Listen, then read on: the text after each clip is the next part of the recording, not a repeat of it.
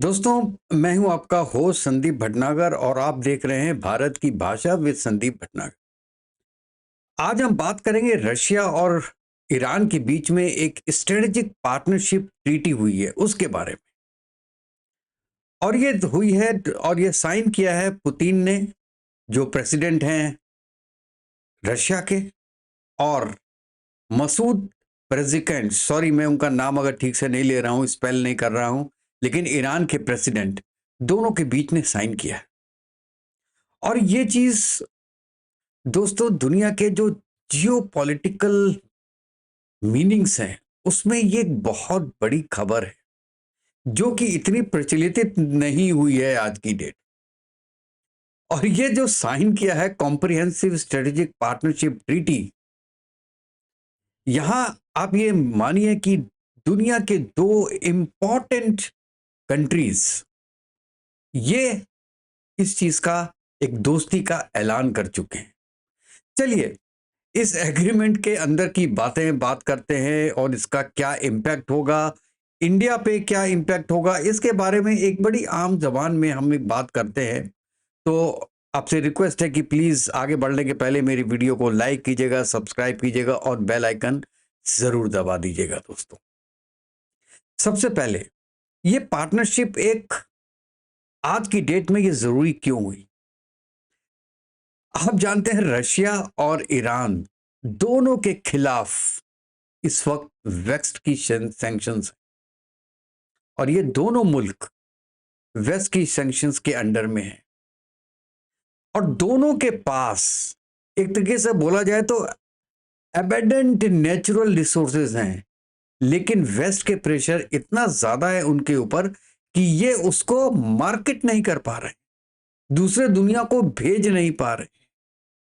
इसलिए उन्होंने कहा कि हम अपने स्ट्रेटेजिक इंटरेस्ट को सिक्योर करने के लिए और प्लानिंग करने के लिए एक स्ट्रेटेजिक पार्टनरशिप साइन करते हैं। और इसके बारे में मैं आपको बताऊंगा कि इसके डिटेल्स क्या क्या है।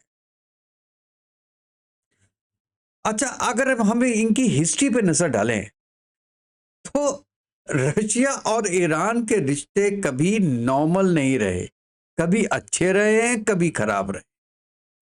कोल्ड वॉर के वक्त में दोनों, आप जानते हैं साहब, कि अलग अलग कैंपों में थे। रशिया यूएसएसआर के कैंप में था, मतलब रशिया तो यूएसएसआर का पार्ट था उस वक्त, और ईरान उस वक्त यूएस के साथ था।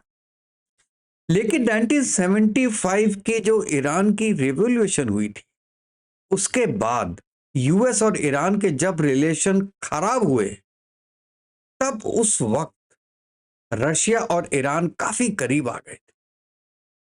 और आपको एक बात और बता दूं कि सीरिया की सिविल वॉर में इनका अलायंस और स्ट्रांग हो गया था, जहां दोनों ने बशर अल असद का जो है वो सपोर्ट किया था। और दोनों ही दुखी हैं आज के दिन में, क्योंकि बशर अल असद को बाहर कर दिया गया है। अब दोस्तों बात करते हैं कि इस ट्रीटी की डिटेल्स क्या है। कुछ मेन पॉइंट्स हैं। सबसे पहला पॉइंट जो सबसे इंपॉर्टेंट होता है आज की दुनिया में, वो है इकोनॉमिक कोऑपरेशन। और दोनों कंट्रीज एनर्जी, इंफ्रास्ट्रक्चर और ट्रेड को बूस्ट करेंगे। कैसे? ईरान के पास ऑयल और गैस का भंडार है और रशिया इन जो रिसोर्सेज हैं वो मार्केट तक ले जाने में मदद करेगा ईरान की, क्योंकि रशिया के काफी दोस्त हैं दुनिया में, ईरान के नहीं होंगे। ईरान यूएस से डर के, कई कंट्रीज ऐसे हैं जो ईरान के साथ अपना संबंध अच्छा नहीं करना चाहेंगे, लेकिन रशिया एक मिलिट्री पावर है जो कि यूएस के पैरेलल में है, उसके दोस्त बहुत हैं। तो रशिया के थ्रू वो अपना तेल और अपना गैस बेचेंगे। ये है इकोनॉमिक कॉर्पोरेशन दोनों का, जो कि कमिट किया है रशिया ने। दूसरा सबसे बड़ा है मिलिट्री का और डिफेंस कोलैबोरेशन। दोनों कंट्री एडवांस वेपन सिस्टम्स में कोलैबोरेशन करेंगे। ईरान को रशिया के S-400 मिसाइल या एडवांस ड्रोन मिल सकते हैं साहब, और ये बहुत बड़ी न्यूज़ है। अगर S-400 ईरान को मिल जाते हैं तो ईरान की कैपेबिलिटीज बहुत बढ़ जाएंगी अगेंस्ट इजराइल, और ये वेस्ट मेरे ख्याल से होने नहीं देगा। और जो तीसरा पॉइंट सबसे बड़ा है वो है ट्रांसपोर्ट और कनेक्टिविटी का, जिसमें आपको पता है नॉर्थ साउथ ट्रांसपोर्ट कॉरिडोर का यहाँ पे जिक्र करना मुनासिब होगा, क्योंकि वो जरूर होगा। और ये कॉरिडोर यूरोप, रशिया और मतलब इंडिया के बीच में एक ट्रेड बूस्ट करेगा और ईरान को इसका फायदा मिलेगा। और बेसिकली क्या है कि ईरान इसका हब बनेगा। भाई साहब, ये इतनी छोटी बात नहीं है। अमेरिका के रहते हुए ईरान इसका हब बनेगा। अच्छा, और एक जो फोर्थ पॉइंट है वो बहुत बहुत बहुत ज्यादा इंपॉर्टेंट है, वो है करेंसी स्वैप। ये दोनों कंट्रीज अपने बायलैटरल जो ट्रेड होंगी वो यूएस डॉलर में ना करके अब अपनी अपनी करेंसी में करेंगी, और ये एक बहुत बड़ा स्ट्रेटेजिक मूव है। अब दोस्तों, अब बात करते हैं कि पूरे वर्ल्ड में इस चीज का इंपैक्ट क्या होगा। सबसे बड़ा चैलेंज ये होगा वेस्ट के लिए। अगर ये सक्सेसफुल होता है दोस्तों, तो दूसरी जो सैंक्शन कंट्रीज हैं जैसे नॉर्थ कोरिया है, वेनेजुला है, वो भी एस्पायर होंगी और वो इनके साथ मिल जाएंगी। तो ये ब्लॉक हो जाएगा, दो दो ब्लॉक बन जाएगा, एक प्रो अमेरिकन ब्लॉक और दूसरा प्रो रशियन ब्लॉक। ये एक बहुत बड़ा खतरा है वेस्ट के लिए, क्योंकि ये चीज एक शुरुआत होगी। और दूसरा जो इंपॉर्टेंट है वो है मिडिल ईस्ट का एक्चुअली पावर शिफ्ट होगा। अब तक मिडिल ईस्ट में सऊदी अरेबिया और यूएई डोमिनेट करते थे, लेकिन रशिया और ईरान की पार्टनरशिप में उनके लिए टेंशन क्रिएट करेगी, और फिर ईरान भी डोमिनेट करने की पोजीशन में आ जाएगा with the support of Russia. और यह चीज ना यूएई को पसंद आएगी ना सऊदी अरेबिया को। अब दोस्तों एक बात करते हैं कि इंडिया का इसमें रोल क्या हो।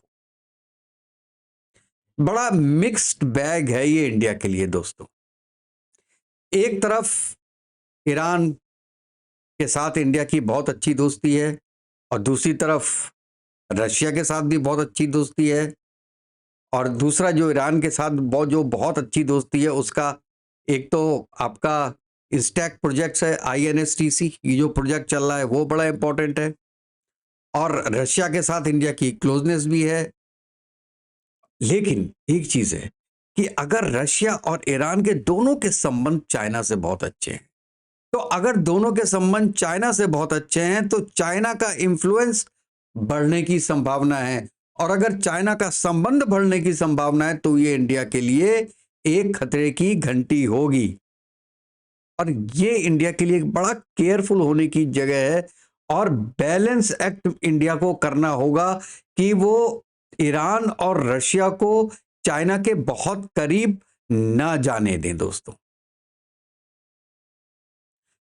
अब एक और बात करते हैं, क्या ये दोस्ती टिकाऊ हो सकती है? क्योंकि दो एडवर्सरीज है बेसिकली, इनका कोई बहुत ज्यादा गहरा ताल्लुक नहीं है, केवल सर्कमस्टांसेस के लिए ये दोनों एक साथ हुए हैं। क्योंकि अब क्या होगा, इसमें सबसे बड़ा होगा ट्रस्ट इश्यूज। रशिया को आप जानते हैं कि हिस्टोरिकली एक प्रैग्मेटिक पावर है, और उसका ज्यादातर इंटरेस्ट अपने इंटरेस्ट में है, ईरान के इंटरेस्ट में नहीं है। ऐसी दोस्ती है।